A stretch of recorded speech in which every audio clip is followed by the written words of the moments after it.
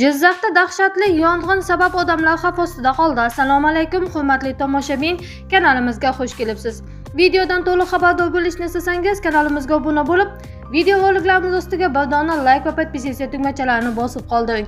Bugun 17-may kuni Jizzax shahridagi bozor hududida joylashgan choyxonada yong'in chiqdi. Bu haqda Favqulodda vaziyatlar vazirligi xabar berdi.